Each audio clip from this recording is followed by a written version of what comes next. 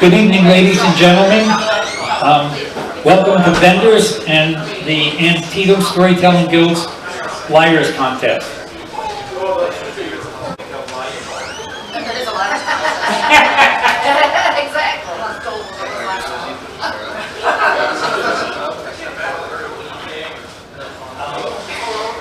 Put it on a table. No, you know what we got? Is got a target. Oh, you're gonna tie. So when you put Okay, that's good. But you'll know whether they know what it says. This is for the purpose of. yes. Okay.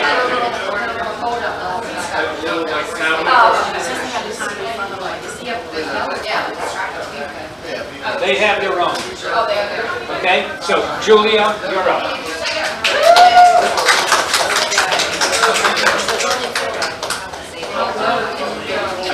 I think it's on, but you can check to see. You might have to raise it.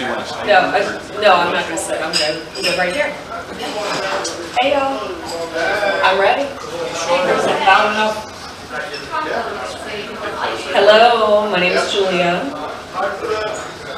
Good? Okay. Ready, set, go.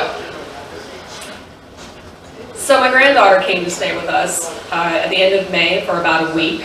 And I know that happens with a lot of people. Their grandchildren come in the summertime to stay. And this was the first time that my husband and I had our granddaughter with us for a week alone, unsupervised by our daughter. And she's really special. And she's a special, special girl in a way that other people's grandchildren aren't special. She's got a lot of personality. She's 3 years old. And she's just amazing. But the really special thing about her is that she's a little furry white dog. And she's got cute little pink ears and a curly tail. And she's not human, but she thinks she is. And she has a lot of confidence. So when we got her for the week, my daughter gave us a long list of rules that we were supposed to abide by while we're taking care of this dog. And it's very high maintenance, but the most important thing was that we had to walk her for 3 times a day for 30 minutes at least, at different increments of time, so that she could go out, get some exercise, and also take care of herself.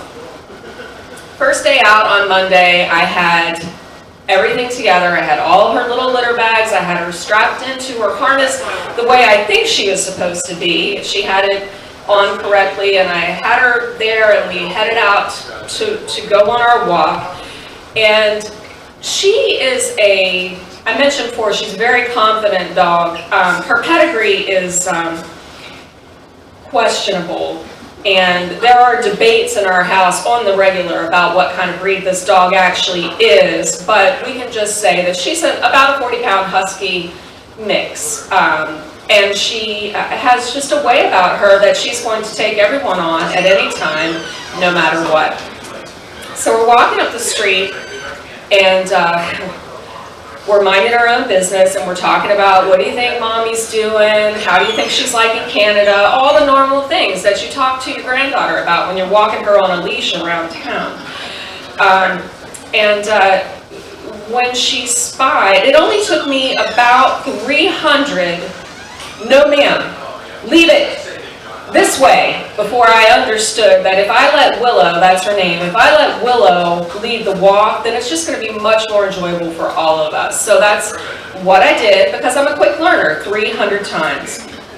So we're walking up the street when Willow spies with her little amber eye a little gray cat hiding under a bush in front of a beautiful Tudor-style home, and she slows down, and she's got her ears perked up and tail wagging as she stops. But I've been taught about Willow with the cats, so I said, leave it, leave it, leave it. No ma'am, no ma'am, no ma'am. So I pulled on her, and she finally kind of started to move away. So we're walking a little bit, a couple steps, and I said to her, that cat's not bothered about you. Let's go, let's go. Cat's not bothered about you. Well, she keeps looking over her shoulder. Over her shoulder. Well, she looks up at me and she says, "Bibi," she calls me Bibi. "Bibi, that cat's following us." I'm like, the cat's not following you, Willow. It's not following you. But I looked over too, and sure enough, that cat had pulled out from behind that bush and he was creeping along, and his tail was up high, and his back was arched, and the fur was up on it, and I thought, uh-oh, this is not gonna be good.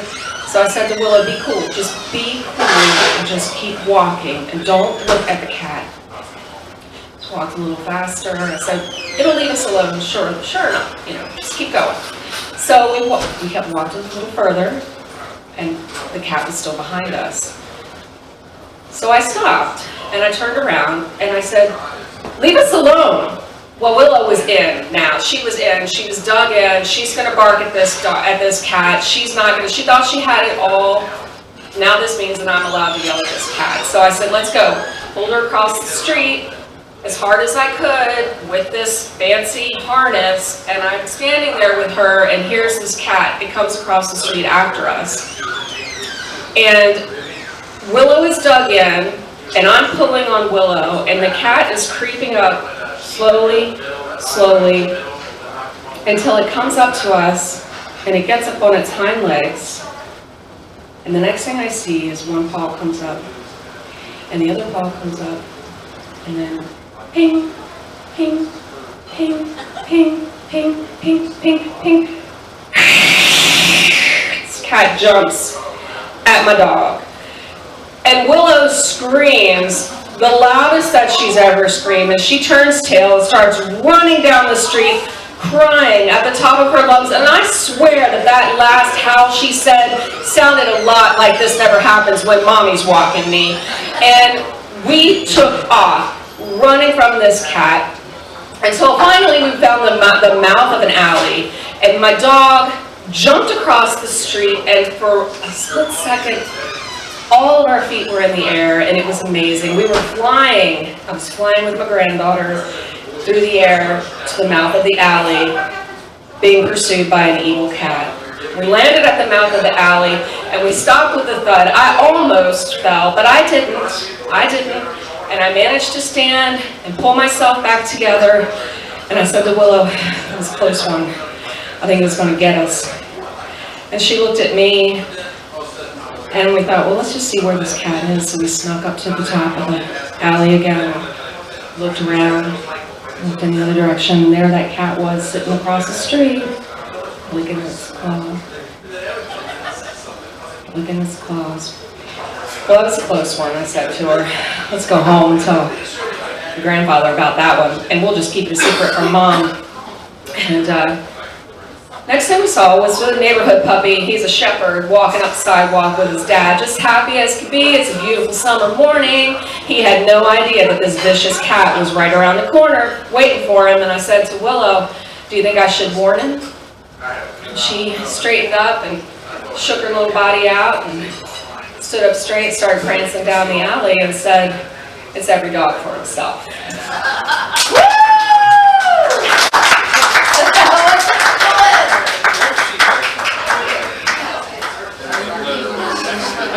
Wow, that was excellent.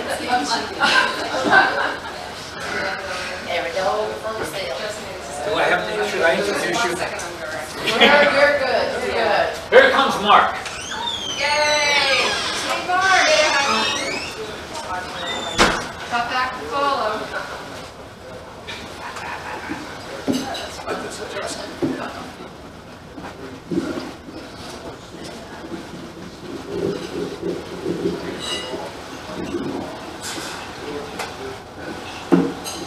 Can rotate that.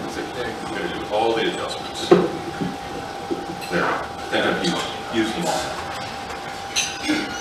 I'm ready. Okay. Okay, so in the early 1980s, I got a speeding ticket on 81 in West Virginia that changed the structure of the West Virginia court system and relieved thousands of people of their driver's responsibilities in that state. And I want to tell you, I'd like to take credit for that, but I really can't. You see, at the time, I was driving north on Interstate 81, just north of Martinsburg, headed towards Hagerstown, with my friend Mudflap. Now, some of you already know, you've been introduced to Mudflap, and you know that he's loud, he's obnoxious, but really the best way to describe Mudflap is through this FBI profiling technique that was developed over a 20-year period by behavioral scientists from Germany. It's called the Flugelmeyer-Clauston syndrome, or American self-assessment system. And the primary determination of that system is that there are about 40% of Americans, 38 to 40%, that look at three things. They look at their talent, their expertise, and their abilities, and they rank although they rank very low in the assessment, they believe that they have superior talent, expertise, and ability as compared to people who really do. And that, my friends, is mudflap. Well, here we go, up 81, and sure enough, the lights come on, and we were in heavy traffic. It was rush hour. I get pulled over, and the trooper approaches the vehicle, and the trooper says I was going 81 in a 55. All right, I wasn't going to argue with him, but sure enough, Mudflap wanted to take issue with this. And Mudflap said, look, you've got the wrong vehicle. There's no way you could have seen us. Why don't you go get one of those other trucks that's speeding by? And the officer looked at me, he handed me the ticket, he said, hey, if you want to have a hearing on this, just go back to Martinsburg and see the magistrate.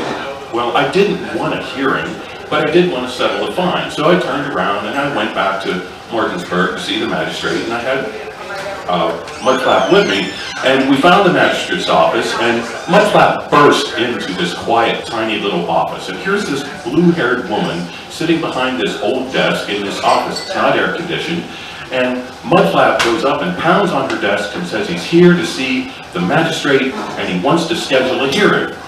She calmly reached to her desk. She used an old-fashioned intercom system and talked to the magistrate, and he came out. Now, he was a very refined gentleman, country gentleman. He had a bow tie on and a tweed jacket. Again, the office is beastly hot. And Mudflap goes off on this guy, and he tells him everything that was wrong with this traffic stop, and he says that he's demanding to have a hearing scheduled. And the magistrate looked at him and said, "Counselor, you just had your hearing. Your client's guilty. The fine is $40. Mudflap lost it. Mudflap started to lecture the magistrate. He said, "You don't know anything about due process, do you? We demand that we get a hearing notice, that the hearing is scheduled at the time that's convenient for us, that we're allowed to summons witnesses, cross-examine people who accused us, and those are our Sixth Amendment rights."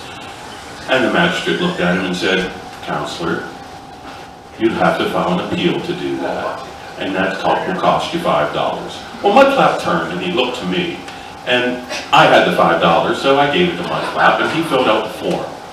Well, I didn't see Mudflap for a long time after that, except that on the way to the car as we're walking out, Mudflap was quite happy, and he said, he called me counselor twice. Do you really think I could do that? And I said, Mudflap, there's plenty of dumb lawyers in the world. If you want to be another one, fine. He said, no. He said, I want to be a judge like him. Well, there I had to explain to Mudflap, the magistrates really aren't judges. They preside over very small issues, and they're not called courts of record. Courts of record are ones that keep records of the testimony and what happened.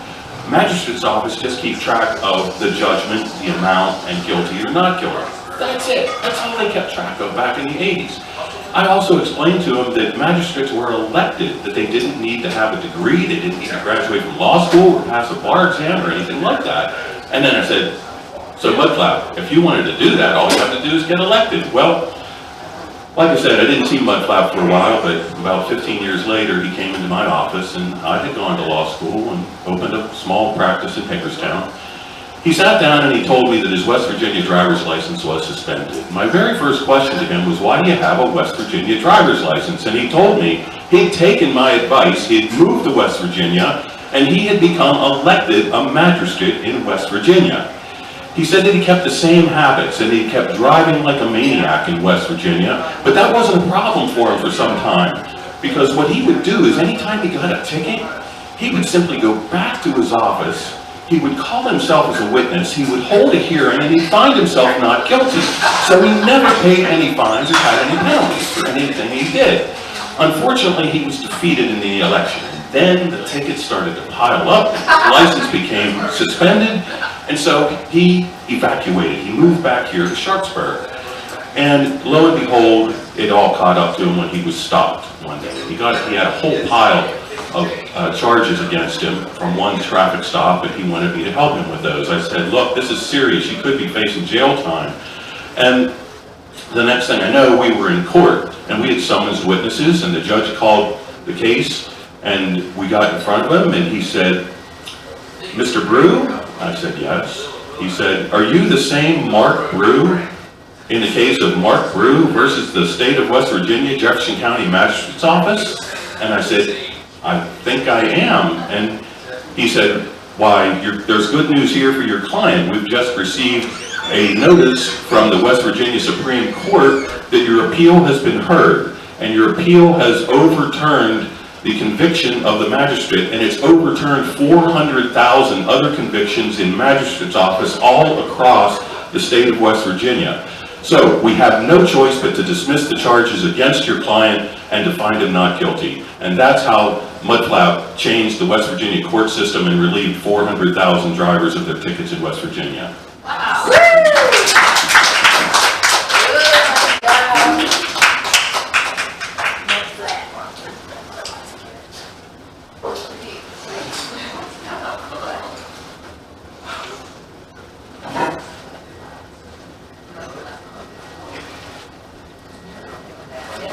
Here is Fanny.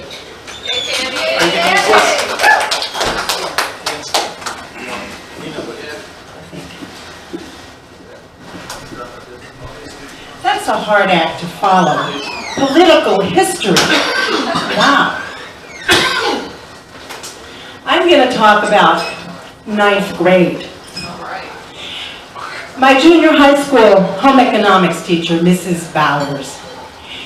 Girls, for the first time, we'll be having a pie baking contest, followed by a pie eating contest. And I do hope that every 9th grade girl will bake a pie. 1964, Philadelphia. 14-year-old girls were expected to know how to bake pie. 14-year-old boys were expected to know how to eat massive quantities of pie. Only 4 girls signed up. And with only 4 pies, that meant there could only be 4 contestants for the pie eating contest.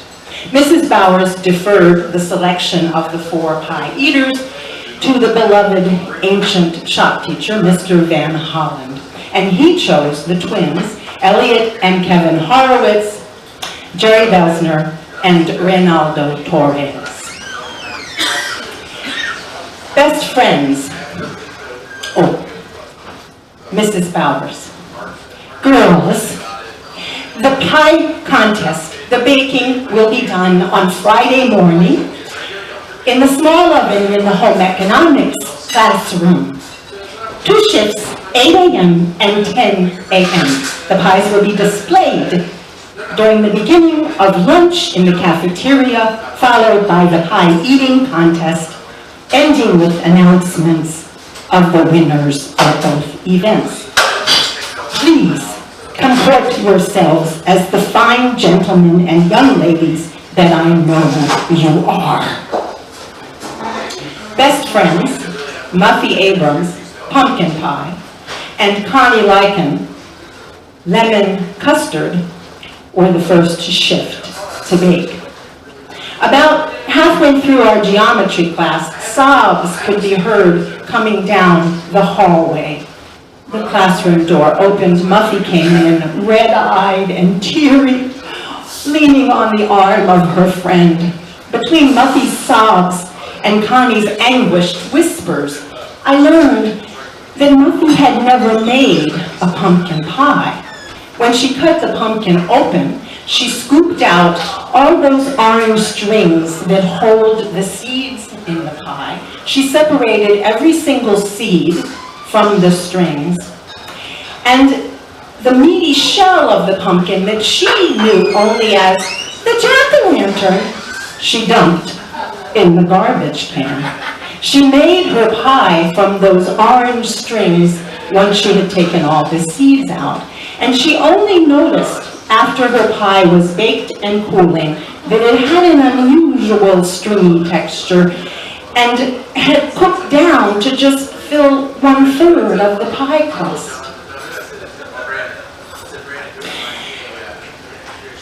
Next up, next shift, me and Frederica Massey. But the full extent of the pie baking disaster did not become evident until the pie eating contest was underway. We 6 baker girls were sitting in the middle of the cafeteria at a table, way too nervous to eat, watching the 4 aspiring pie eaters gobble down their lunches and most of the rest of the 9th grade class, and then go over to examine our pies. Mrs. Bowers, the rules: no forks, no hands, and the first man to clear his plate wins the contest. Then she cut those 4 pies into 4 enormous slices, arranged them exactly the same on 4 different plates, and set them before the pie eaters. Ding! The bell for the start of the pie eating contest. The boys set to work. The first, because their plates were all arranged exactly the same, they all started on Muffy's pumpkin pie. You could tell from their grimaces that pie was not tasty, but the eaters were relatively kind. With no hands and no forks, they made their way through that entry, and then faces covered with orange smush, they started on Connie's lemon custard. But as they put their faces down into the pie, they jerked back up, looked over at Mrs. Bowers. Their mouths were full of hard-boiled egg. Elliot and Kevin responded in unison to this stimulus. Mrs. Bowers' hard-boiled egg pie? There was a vexed, whispered conversation at the girls' table. Connie had mixed the lemon juice and grated peel into the cream and sugar, mixed it all up, put it in the pie crust, but the pie was in the oven when she realized she'd forgotten the eggs. She rushed to the oven, opened the door, cracked the eggs into the pie, closed the door, and forgot to beat the eggs into the mixture. Frederica Massey's blueberry pie, made from berries that her grandma had picked and frozen the summer before, was next up on the plates. The boys, after finishing gamely their hard-boiled egg pie, started on the blueberry. But they, again, put their faces down into the pie and jerked up. Frederica had used 1.5 cups of salt instead of sugar, and 1/2 teaspoon of sugar instead of salt, and the results were not good. The boys dumped everything that had been in their mouths back onto the plate and were looking at us girls sideways out of the corner of their eyes, and then they bent down and re-gobbled up that purplish blue mess. My contribution was a raspberry pie with a cream cheese layer filling. And those 4 faces covered in a rainbow of orange, pumpkin orange, lemon yellow, purplish blueberries, and red raspberry seemed to be enjoying my pie, which was a great relief to me, because at 10 a.m. I had learned that the glass bottle of milk that I thought was a whole fresh bottle was not. It had been opened, but worse, the little cardboard round lid on the top, somebody had written in black ink, sour milk. Now, my dad used sour milk for his delicious signature sour milk biscuits, but sour milk with cream cheese in a pie, well, never one to give up just because I might poison someone. I kept my fingers crossed. The outcome, the ending of the pie eating contest was something of an anticlimax. The boys finished gamely. Mrs. Bowers came back to the front of the room to say that these gallant young gentlemen had just eaten the equivalent of a full pie, and they all finished at exactly the same time. So the pie eating contest is a tie. Now the boys didn't seem to mind that. They were looking a bit queasy right then. So she handed out the ballots so that they could vote for their favorite pie. Now, we were supposed to keep the identity of each pie maker secret, but with all the whispering and wailing, it could not have been a blind balloting. And the boys voted for their favorite girl. And Mrs. Bowers, it seems we have another tie for this contest as well.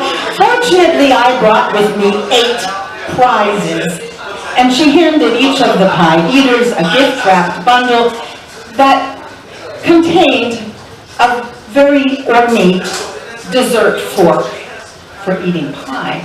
We pie bakers received a 6-inch handmade ceramic pie plate decorated, hand-painted under the glaze with a proverb. Well-behaved children are always welcome. The rest will be baked in a pie. Well, we were walking back to class, Muffy and I. The judging was over, the contest was done, but Muffy was still sniffling. Muffy was the most fun, the most upbeat of all the 4 Baker girls when she wasn't sobbing. But now she shared that what was partly the worst trauma of her day was that she had lost this pretty little gold ring that Jerry Belzer had given her just the day before. She'd worn it to school that day and didn't realize it was missing until lunchtime, and she just couldn't see how she could possibly face him ever again. Well, my worst trauma that day was those 4 boys marching from our classroom back and forth and to the boys' bathroom, looking really sheepish and uncomfortable all afternoon. Well, I went to the girls' restroom once, but it was an excuse to be able to give Jerry a whispered message. And just before school was over, Jerry came back from his 5th trip to the boys' room, pulled something out of his pocket, and handed it to Muffy, who gave a little stifled squeal and put that ring back on her finger. Jerry had seen in the boys' room porcelain bowl a little glimmer of gold, and he stood there for a long time staring into that rainbow of pumpkin orange and lemon yellow and purplish blueberry red raspberry before he took the plunge. Well, Jerry and Muffy rode off into the sunset on the 38 bus going home, but I really felt that even though my pie didn't deserve a prize, I had somewhat atoned for whatever part my cream cheese filling with sour milk that came and went played in the march of the pie eaters that afternoon, because I had helped a friend find the treasure gold at the bottom of the rainbow.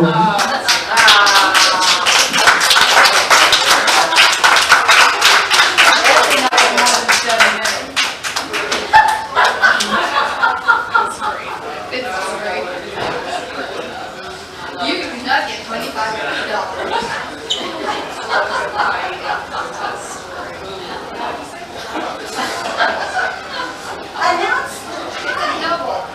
What? See, that's what I was wondering. 1327. You can count up those numbers? Yeah.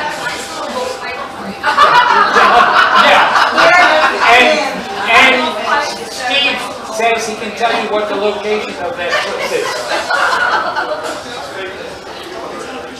Boy, that's something.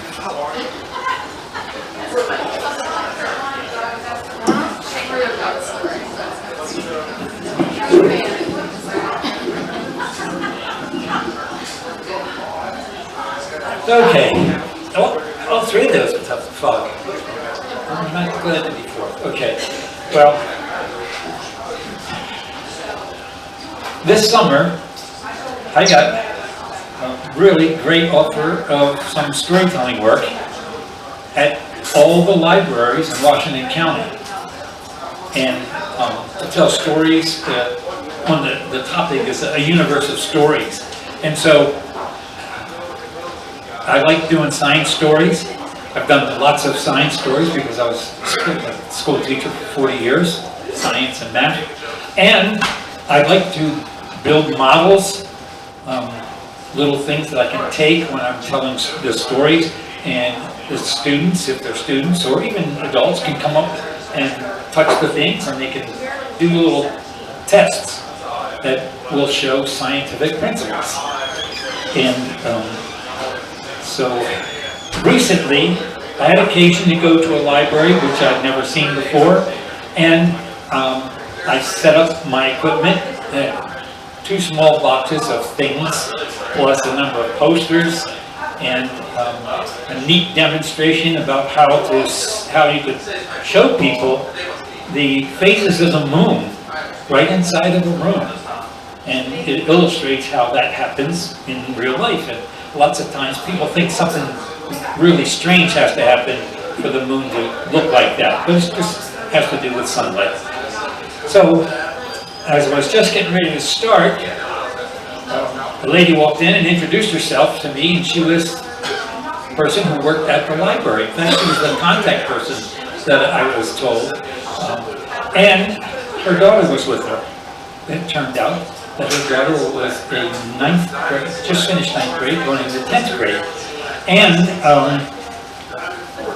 the library employee told me that she was on her vacation, but had put off going to the beach until the next day because she wanted to see this program and she wanted her daughter to experience it.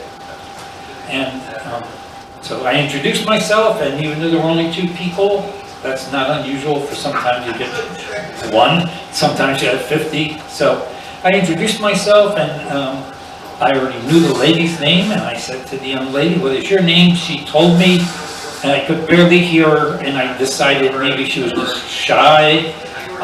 And so I started, and I tried to be upbeat, excited, and I said, "I bet you'd like to go out and look at the stars at night."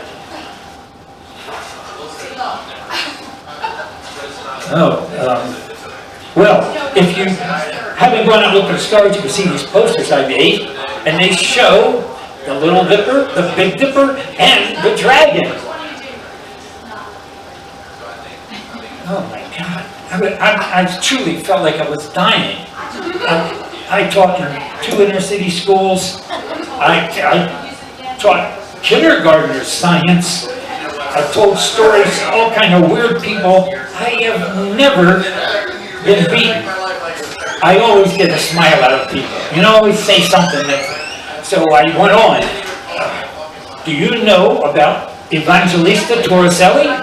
He was the guy that discovered that the air had pressure. That hundreds and hundreds of feet of air above us pushing down on our head. I have this neat demonstration that can show you about air pressure.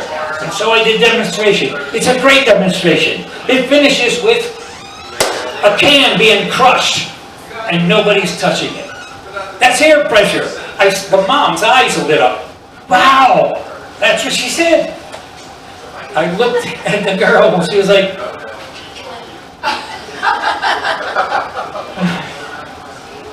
okay, she'll like this one. I have this neat device that I can light a candle. It's got green water in the bowl. I turn the glass globe over top of it and I stand there and say, I wonder what's going to happen. And the green water rises up into the glass and puts out the flame. Why do you think that happened? Who cares? One more. I got another one. You'll like this. I'm sure you're going to like this one. I have a ring. A nice a ring of material. Like Venetian blinds are made out of. I cut it, tape it together. I put it on top of an empty medicine bottle and then stack 5 pennies on it. And I challenge whoever's there to come up, use a pencil, move the ring so that the pennies go into the jar. It's a great gimmick. It really is exciting. She wouldn't move. The mother came up. Actually, the mother came up and did 2 things with me, and both times I felt like I was being a really bad person because the mother had a bad hip. I know she was dying too. She was feeling so sorry for me. She dragged her body up. So she tried it, and she couldn't do it. And then she said, show me how it works. And I did. And so the mother and I had a great time. I showed her, she did it again, and pennies fell in, and she was like, oh, that's really neat. Isn't that neat? The girl wasn't even looking. So finally, I was finished. I had done everything I could possibly do, didn't get a look or a smile from this girl, and I said, thank you very much. They walked out. The mother seemed like she was talking to the girl about something, but what really surprised me was 3 days later, I got a note in the mail from that girl and said, thank you, I loved your demonstrations.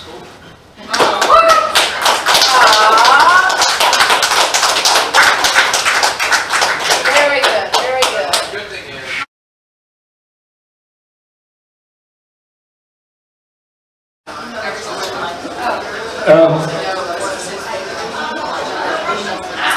After tallying up the scores, It was very close. it was very close, and I won. Thank you. And thank you, judges, who I just barely know, and only see them once a week.